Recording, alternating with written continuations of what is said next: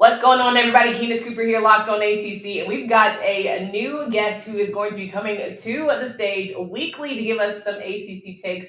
I'm super excited. I'm going to make sure he introduces himself because I love to give people that platform and that stage to really tell y'all just how good they are. Jonathan Rand is in the building, and he has got a lot to say, especially about last night. I think there was kind of a party in Reynolds, but we're going to talk about it.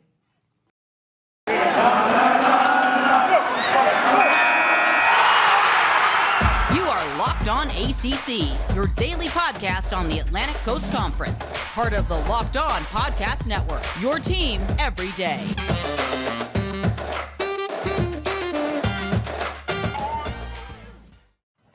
What's going on, everybody? Welcome to a quick, new, exciting part of Locked On ACC. Jonathan Rand from 99.9 The Fan is going to be joining me weekly to give you guys some rants when it comes to ACC hoops, men's and women's. I'm really excited to have him here, but I want him to give a full introduction because I can't always give it right?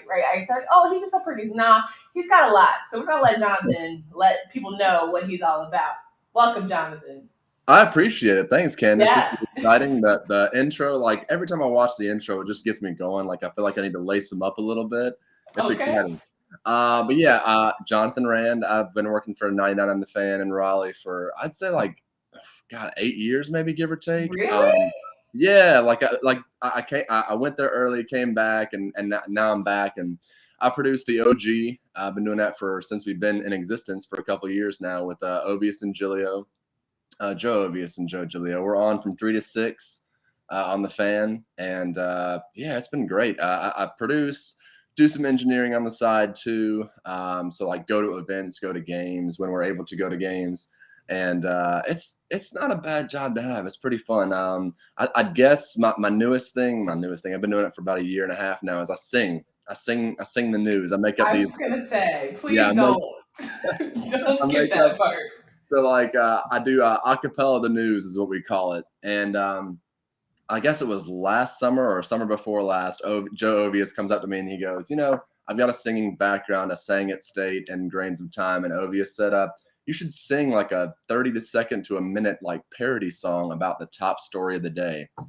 And that's what we've been doing every day since. So it's been good. So, it's fun. I know I appreciate your support with them. I know you enjoy them. So a little bit of everything. As you know, when you're doing sports media stuff, you got to kind of have your hand in different things. So absolutely, and you have to have your talents in certain things. So when I tell y'all the OG mixtapes are top tier, Rand he finds his key and he sticks there, and I appreciate that. So that's my guy. Okay, that's absolutely my guy. If we can sing about Atlanta and make it in Havana, we can do anything, Candace. Okay, no doubt. Well, guys, as I had mentioned, we want to talk about some ACC action, of course, with the Locked On ACC podcast. So much good news, and I have 5 weekly co-hosts, but sometimes you want to have those quick hits. And so weekly, I'll have Jonathan come up. We'll have a conversation, break down some of the hot stories of the week, or maybe some of the weekend previewed, all that good stuff. And of course, being a State grad himself, I would be remiss if I did not have him on the show when NC State took down the Louisville Cardinals in the ACC women's hoops matchup of the evening. What a fourth quarter. I'm going to give you the floor, but when I tell you I was ready to turn on the TV and see NC State light it up from start to finish, and they didn't do that, I was confused. And then yet, I was a believer after that fourth quarter. How about you, Jay? I still can't believe it, Candace. So credit to Louisville because, they're number three in the country. I looked at their schedule and they lost their first game of the year and that's it. And they just rattled off the rest of them and they're very good. And they basically came in the first half and even the third quarter too, just punched State in the mouth. Yeah. I mean, and they out physicaled State. They out rebounded them like crazy. State's the best 3-point shooting team in the country. And I think entering the fourth quarter, they were 1 of 13, which I'm pretty sure isn't very good. But yeah, credit to State though. When you've got, people on your team who are 6th year seniors, grad transfers. I mean, they didn't look like they were too phased, which is pretty impressive being down 14 going into the fourth quarter. And all of a sudden just Diamond Johnson just happened. Yeah. She everyone knows Reina Perez, and that's my girl. I love Reina Perez. She's I think this is her 6th year, so she's one of the great She's been point there a guard. good minute. Yes, she knows what she's doing. You know, Wes Moore, coach of NC State, actually sat her for the entire fourth quarter because Diamond Johnson was so hot and just brought State back. And Candace, it happened. I mean, you watched. It happened like that. Yes. I mean, it was unreal. A 14-point lead was gone, and it just flipped the script, and Louisville looked like they were the team that was just shell-shocked. Okay. And it was amazing. So two points here. When I was watching the game and how Louisville was punching NC State in the mouth, I got a flashback from when Carolina played NC State, and it was like more of the same, right? You have your top tier team showing up and dominating. And I was like, okay, I know NC State's not a fluke. I know that they're a top, 5 team for a reason. What is going on here? But it's the way they came back, and it's the way Diamond Johnson really handled that fourth quarter was so impressive. And to 14-point deficit, right, in women's basketball, that's almost all she wrote. Like, let's keep it a bit.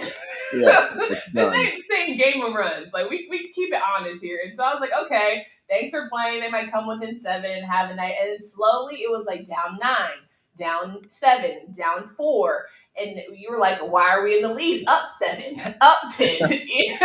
Like, what is going on here? And Louisville had no response or answer. And you could tell they were just so frustrated. You had Cochran frustrated. You had Inkster frustrated. And I think for me, having the senior leadership for NC State was great. But the young girls who came in and said, listen, it's about that time. Crutchfield, Diamond Johnson hitting clutch threes. My Brown Turner, showing up and showing out. Yeah. Every single person played their role and did it well. Can you just talk about Wes Moore? I'm sure you had some time and had conversations with him. Just how is he as a coach and was able to really rally those girls and bring them back into that matchup?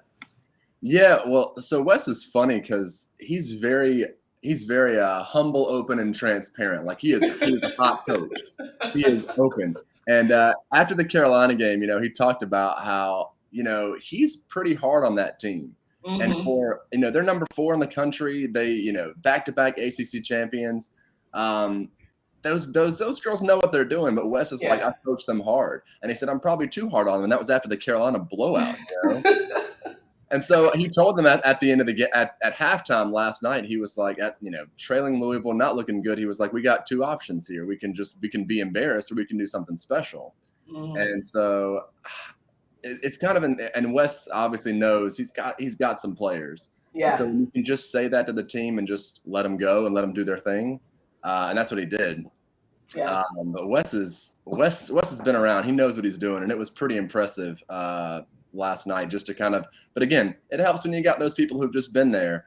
And like you said, Diamond Johnson, there were a couple of times like she hit a couple of threes, and my favorite one of hers, when you know somebody's hot, Candace. Yeah.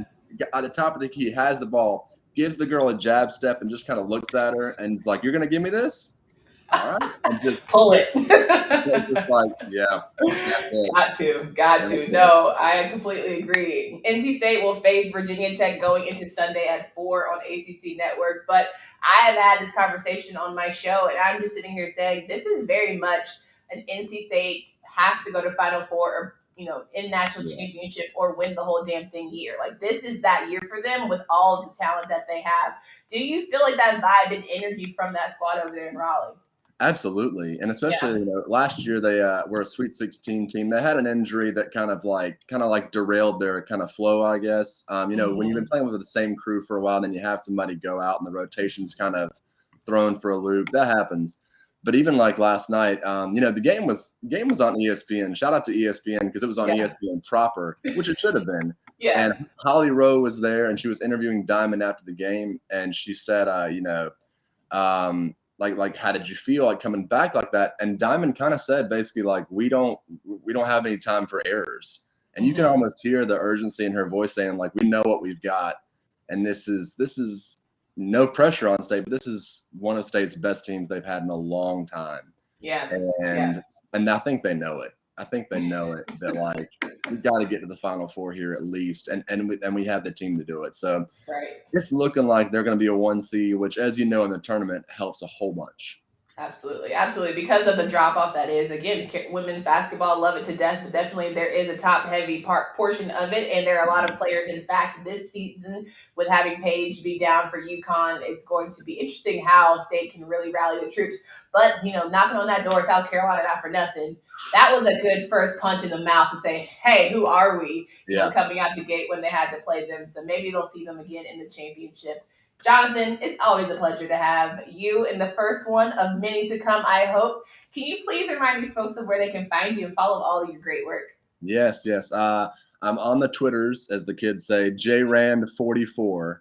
That's for my guy, David Thompson, but it's also for Hank Aaron. So JRand44 on the Twitters. I post everything from the radio show, the OG, and I'll post the acapella news is there, and even some reality TV show takes if you want them, Candace. There we go. Are you a Bachelor guy? What's your show? See, I am, but honestly, I haven't watched the last season and a half, so I got to get back on it.